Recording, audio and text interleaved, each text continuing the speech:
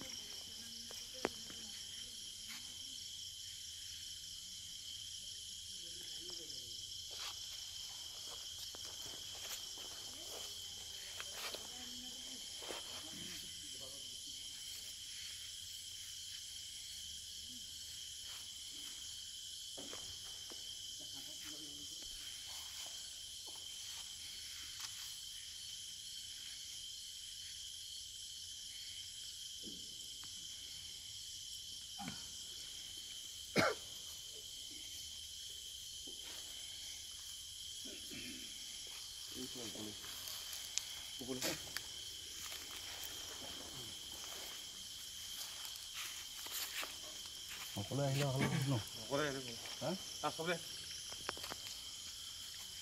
ইয়াৰ পিছতে আমি মুখপাত্ৰ ডাঙৰীয়াক এই বিষয়ে আজি দুআষাৰ ক'বলৈ তেখেতক অনুৰোধ জনাইছোঁ। সকলোৱে ধন্যবাদ আৰু কৃতজ্ঞতা জনাইছোঁ। বিশেষকৈ আজি টাই আহোম যুৱ পৰিষদ নাহৰকটীয়া মহকুমা সমিতিৰ উদ্যোগত ভাদৈ দুলীয়াজানৰ বিভিন্ন আঞ্চলিকৰ সহযোগত আজি ঐতিহাসিক টিপামত আলাবৈ ৰণৰ যি স্মৃতি দিৱস আয়োজন কৰিছে, তাৰ বাবে মই বিশেষভাৱে পুনৰবাৰ তেওঁলোকক ধন্যবাদ জনাইছোঁ। কিয়নো আহোম আৰু মোগলৰ মাজত বহুকেইখন যুদ্ধ হৈছিল, তাৰ ভিতৰতে এখন বিশেষ এখন ৰণ আলাবৈ ৰণ, ইতিহাসৰ পাতত কেতিয়াও মচিব নোৱাৰা এক অধ্যায়। এই আলাবৈ ৰণত একেদিনাই প্ৰায় 10,000 আহোম সৈন্য দেশৰ বাবে প্ৰাণ আহুতি দিছিল।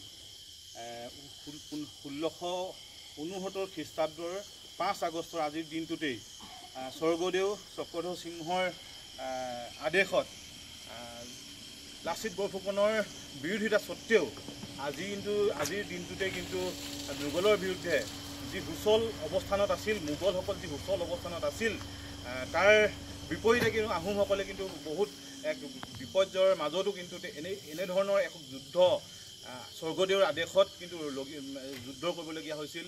তাৰ বাবে দেশৰ বাবে জাতিটোৰ বাবে প্ৰাণ আহুতি দিয়া একেদিনাই 10,000 যি আহোম সৈন্য আছে, এই আহোম সৈন্যৰ যি ত্যাগ আৰু ইতিহাসত তেওঁলোকৰ বীৰত্বৰ কথা সোণালী অধ্যায় লিখা থাকিব।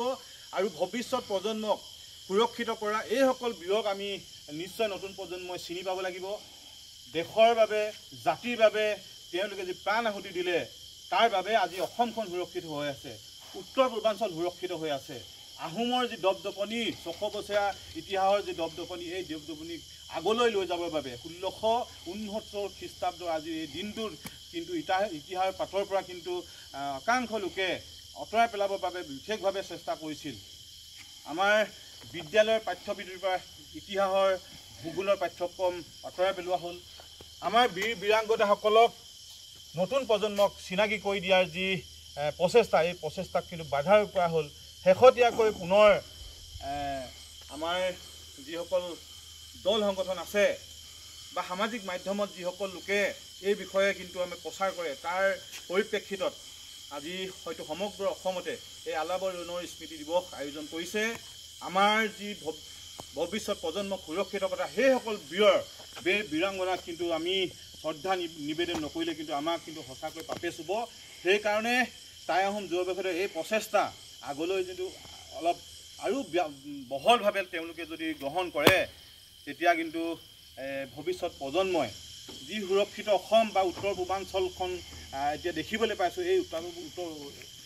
এই ধৰণীখনক আমি সেইসকল ত্যাগ কৰা লোকৰ মহান যি ত্যাগ সেই মহান ত্যাগক স্মৰিবলৈ তেওঁলোকক শ্ৰদ্ধাঞ্জলি জনাবৰ কাৰণে আজিৰ এই দিনটো কিন্তু কেতিয়াও পাহৰিব নালাগে।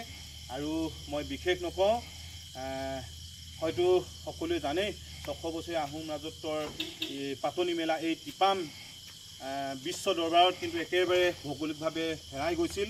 শেহতীয়াকৈ টাই আহোম যুৱ পৰিষদ আৰু বিভিন্ন লোকৰ প্ৰচেষ্টাত কিন্তু এতিয়া পৰ্যটনস্থলী হিচাপে প্ৰাণ পাই উঠিছে। শেহতীয়াকৈ নাহৰকটীয়াৰ বিধায়ক তৰংগ গগৈয়েও এই ক্ষেত্ৰত খুব যোগাত্মক পদক্ষেপ গ্ৰহণ কৰিছে। তাৰ বাবে আমি তেখেতক এই স্থানৰ পৰা ধন্যবাদ জ্ঞাপন কৰিছোঁ। অসমৰ মানচিত্ৰত